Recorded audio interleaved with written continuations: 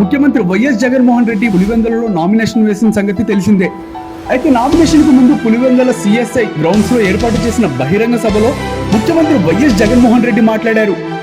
ఈ సందర్భంగా వైఎస్ వివేకానంద రెడ్డి హత్యపై ఆసక్తికర వ్యాఖ్యలు చేశారు. వివేకాను ఎవరు చంపారో జిల్లా ప్రజలకు తెలుసు అంటూ జగన్ పేర్కొన్నారు. ఇక మా చిన్నాన్న గారి విషయానికే వద్దాం.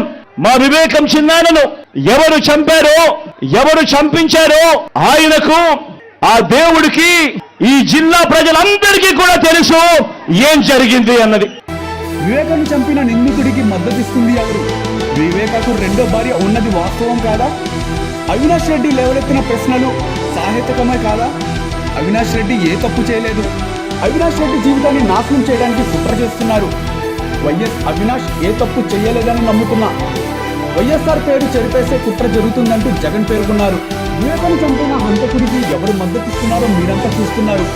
వివేకాను ఓడించిన వారితోనే చెట్టా పట్టలేసుకొని తిరుగుతున్నారంటే అర్థమేంటి అంటూ జగన్ ప్రశ్నించారు. చిన్నాన్నకు రెండో పెళ్లి అయ్యింది వాస్తవం, సంతానం ఉన్నది వాస్తవం.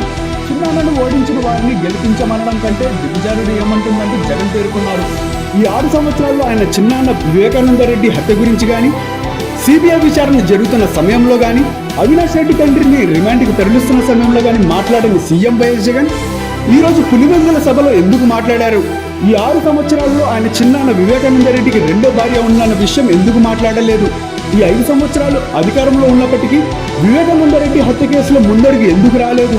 సిబిఐ విచారణ జరుగుతున్న సమయంలో వివేకానంద రెడ్డి రెండో భార్య గురించి ప్రస్తావన ఎందుకు రాలేదు?